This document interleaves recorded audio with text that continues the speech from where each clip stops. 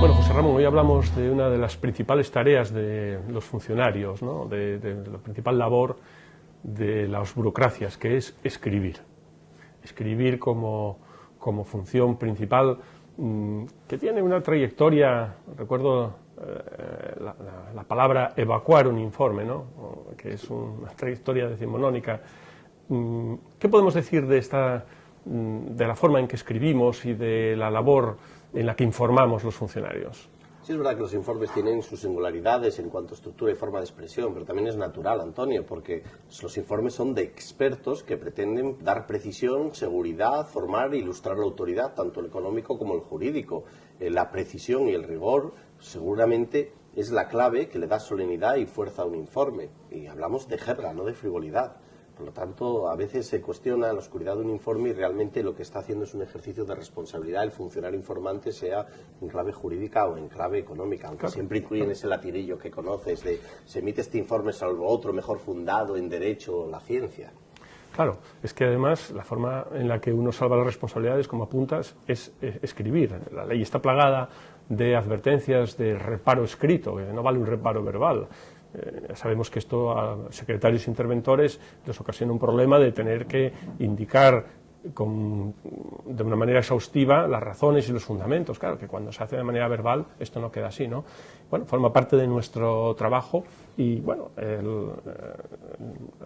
todo lo que podamos hacer para mejorar ese tipo de labor es bueno. No, y se está obligando a mejorar desde el punto de vista de las tecnologías, Antonio, porque los informes que emiten tanto los expertos jurídicos como económicos en la administración se están nutriendo ya, pues cómo no, de Google, de bases de datos, de herramientas tecnológicas que permiten mayor exactitud, precisión y sobre todo rapidez en emitir un informe e ilustrar a la autoridad al respecto. El problema es que también eso comporta un trasiego de informes porque quien tiene que emitir un informe contrario también dispone del mismo acceso a las bases de datos, con lo cual la conclusión es que la administración ya no se va llenando de papeleo, sino de documentos electrónicos y de informes cada vez más sesudos y complejos, Antonio.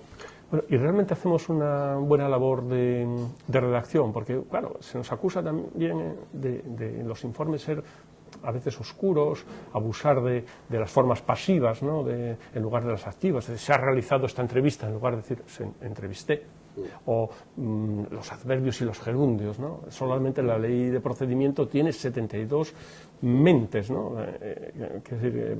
Adverbios de todo tipo. Y bueno, forma parte ya de la cláusula habitual ser un poco oscuro y frases muy largas, sin un punto, a lo mejor en 10 líneas, ¿no? Claro, eso es más propio también de los informes jurídicos, siempre es un lenguaje más solemne, anacrónico, igual que el legislador. En cambio, los informes económicos siempre son más claros, acompañados de tablas, más sencillos. Pero existen diferencias sustanciales entre informes jurídicos e informes económicos. Los informes jurídicos tienen un mayor nivel de incertidumbre que los económicos, porque en lo jurídico todo es sostenible, se puede apuntar una interpretación. Hombre, cuentan los informes jurídicos con esas torres de control aéreo que son el Tribunal Constitucional, el Tribunal Supremo y demás. En cambio, la ciencia económica, aún no siendo exacta, tiene un mayor grado de fiabilidad y objetividad que no tienen los informes jurídicos.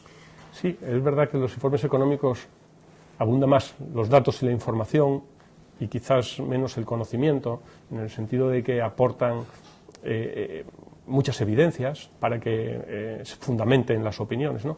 Yo creo que en ese sentido los informes jurídicos califican más, y así debe de ser, ¿no? Deben de apuntar soluciones, proponer, ¿no? El famoso informe con propuesta de resolución, que se decía siempre, ¿no? Y bueno, mientras que los económicos es verdad que son más planos en ese sentido. Bueno, pero ambos comparten siempre una estructura, como las novelas, introducción, nudo y desenlace, ¿no? Ponen los antecedentes, analizan el problema y llegan a la conclusión. Otra cosa es que la autoridad a la que le informan a veces le interesa solamente la conclusión, realmente, ¿no? Y lo cierto es que, Antonio, si recuerdas tú que has vivido en varias administraciones, a veces confluyen informes de doble naturaleza a la hora de tomar la decisión de la autoridad. Concurre un informe de un técnico jurídico y de un técnico económico, por ejemplo, los ayuntamientos, donde puede concurrir el informe del secretario y del interventor a la hora de los presupuestos o la remisión de cuentas, y se plantean nada menos que dos informes que pueden coincidir o ser divergentes, aunque manejan distintas perspectivas. Y en esta tesitura, como sabes, la autoridad puede optar por uno u otro para apoyarse, y ello es el pasaporte al blindaje como autoridad de la decisión y que va a disipar toda acusación de posible prevaricación, porque al fin y al cabo la autoridad se ha apoyado en uno de los dos informes, que curiosamente se emiten desde ciencias diferentes, de la jurídica o la económica. Y en este nuevo proyecto de ley de procedimiento administrativo que ya superó el periodo de información pública y que tiene todos los visos de estar aprobado este mismo año, ¿hay alguna referencia que sea mencionable para el aspecto de los informes? Sí, el nuevo anteproyecto de ley de procedimiento administrativo, que parece ser que llegará a buen puerto, introduce dos novedades importantes y una ausencia. La novedad más importante es que todos los informes de forma preceptiva, los informes de la Administración, independiente de su naturaleza jurídica o económica, se emitirán en formato electrónico y costará lógicamente visibilidad y que ello comporta, ¿no?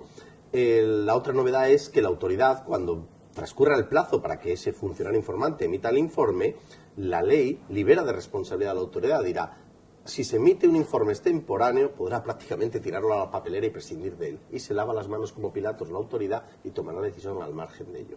Sin embargo, hay una ausencia, a mi juicio, clamorosa, que no se atreve el legislador y que es, de verdad, el auténtico caballo de batalla en este mundo del valor de los informes. Y es que debería avanzarse hacia un mayor grado de vinculación de los informes jurídicos o económicos. No siempre, porque tiene que haber un margen de decisión de la autoridad, pero hay supuestos claudicantes. No se entiende que cuando está en juego la vida de un paciente, el informe del médico, el diagnóstico, no sea vinculante cuando está en juego la vida de un paciente. Ya no, que decida el paciente, no debe decidir en todo caso. Igual que a veces la autoridad no es libre de decidir cuando están en juego a veces auténticas atrocidades jurídicas o barbaridades económicas. Ahora que mencionas esto, es cierto que el Tribunal de Cuentas, cuando se encuentra con peticiones de informes externos, teniendo la Administración un cuerpo, pongamos, de abogados del Estado, de secretarios, de interventores, y ve que se pide fuera un informe para justificar determinada actuación, si no, con cierta frecuencia la Fiscalía abre diligencias por malversación incluso, en el sentido de que, bueno, ¿para qué pedir fuera lo que tienes dentro? Tenemos cuerpos prestigiosos, utilicémoslos. Quizás a lo mejor hay un cierto abuso de la petición de informes externos en ese aspecto. ¿Cómo lo ves? Bueno, es que la autoridad, cuando va a decidir, al menos determinadas autoridades, lo que buscan en el informe no es ilustrarse y informarse, a veces buscan una coartada. Si no encuentran ese informe de coartada en el interior, con sus funcionarios, sus empleados, los que paga la Administración, a veces busca uno de complacencia externo, un informe externo que le preste ese barniz o apariencia de legitimidad o de acierto en la decisión económica que se va a tomar, ¿no? Es una perversión de los informes, más que informar, lo que hacen es deformar. Lo cierto es que lo que hay que revalorizar son los informes que emiten normalmente los empleados públicos que son funcionarios y tienen un grado de independencia. Y esto nos lleva, Antonio, a la cuestión de esa tradición de la casta de los altos cuerpos de funcionarios, técnicos comerciales del Estado, abogados del Estado, cuyos informes llegaron a tener más poder casi hace décadas. Hablaba de los grandes cuerpos que tenían más poder casi que las autoridades, porque marcaban los rumbos de la política. Y lo digo porque parece que en un contexto de crisis económica en que los políticos andan con mucho cuidado, con mucha cautela, no pueden permitirse el lujo de equivocarse, de cometer una tropelía jurídica o un desacierto en una gestión económica, pues cobra mayor peso y mayor fuerza el informe de los funcionarios, ¿no? Sí, es cierto, y yo creo que además hay que avanzar cada vez. Vamos, la diferencia entre el que prevarica y el no prevarica está en que su decisión esté motivada y que no sea arbitraria. Y en ese sentido, apartarse o no tener un respaldo, yo creo que los políticos en este momento están siendo muy inteligentes. Y yo creo que en este momento los cuerpos, como dices, los grandes cuerpos funcionariales de todo orden, local, autonómico, estatal, están siendo revalorizados por su papel fundamental en el sostén de las decisiones.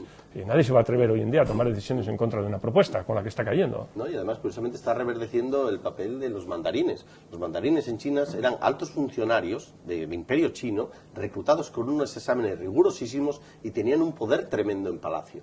También es cierto que luego llegó el ocaso de ellos cuando tenían tanto poder que alguien tomó decisiones para que no lo tuvieran. Y por ello no debemos olvidar, Antonio, como moraleja de la cuestión, que los funcionarios o empleados que prestan su ciencia económica o jurídica lo hacen siempre como mejor pueden, que al fin y al cabo sirven al interés público y que merecen el máximo respeto. Muy bien, pues gracias por todas estas opiniones, José Manuel.